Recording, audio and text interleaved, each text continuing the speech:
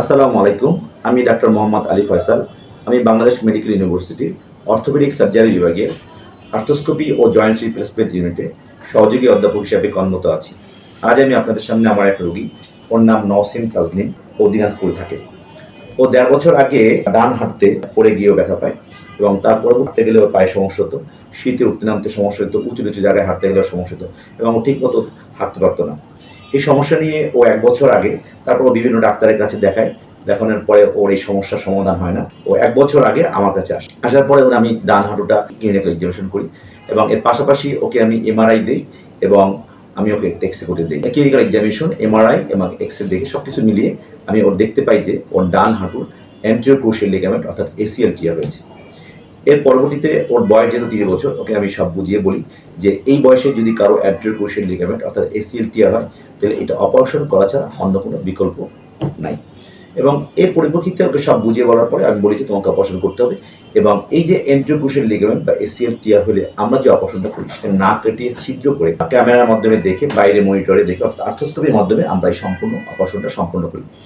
এবং এই কথা ওকে সব বুঝিয়ে বলার পরে ও আমার কথায় রাজি হয় এবং ওকে আমি হসপিটালে ভর্তি হতে বললে ও হসপিটালে ভর্তি হয় এবং তারপরে ১ বছর আগে আমি ওর অপারেশনটা করি। অপারেশন করার পর ওকে আমি যেভাবে আসতে বলছি অর্থাৎ অপারেশনের পরে যে পোস্ট অপারেটিভ প্রোটোকল অর্থাৎ ৭ দিন পর, ২ সপ্তাহ পর, তারপরে হচ্ছে গিয়া আরও ৩ সপ্তাহ, ৪ সপ্তাহ এরকম করে আসার পরে ১.৫ মাস, তারপরে ৩ মাস, ৬ মাস, ১ বছর পরে যেভাবে আসতে বলছি ও ঠিকমতো আসছে। এবং এসিএল অপারেশন করার পর ১ বছরের পরে একটা রোগীর যতটুকু ভালো হওয়া দরকার ও তাসনিম ততটুকুই ভালো হয়েছে, অর্থাৎ ও এখন সম্পূর্ণ ভালো।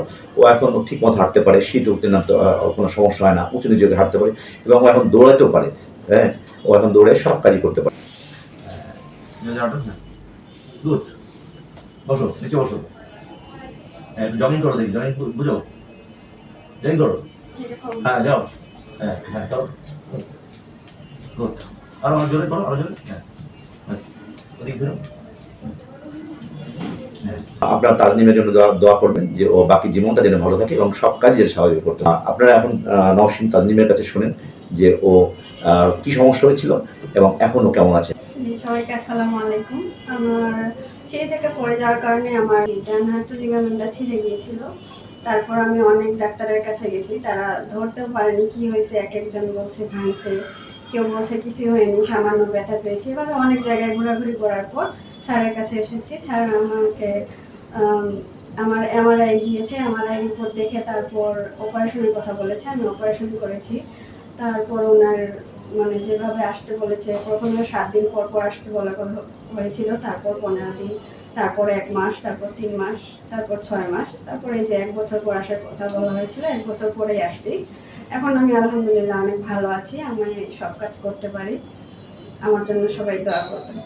ধন্যবাদ নওশীন তাজনীন। ধন্যবাদ আপনাদের সবাইকে এতক্ষণ আমার সাথে থাকার জন্য।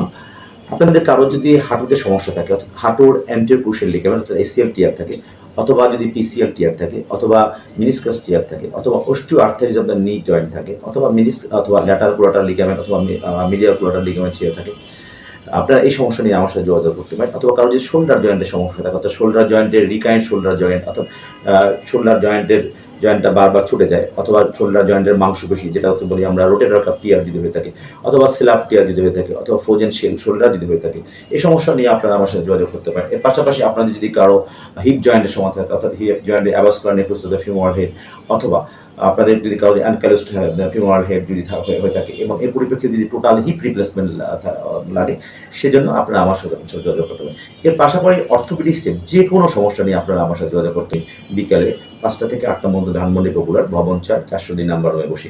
আপনাদের যে কোনো সমস্যা নিয়ে আপনারা আমার সাথে যোগাযোগ করতে পারেন এবং আপনাদের সবাইকে ধন্যবাদ এতক্ষণ আমার সাথে থাকার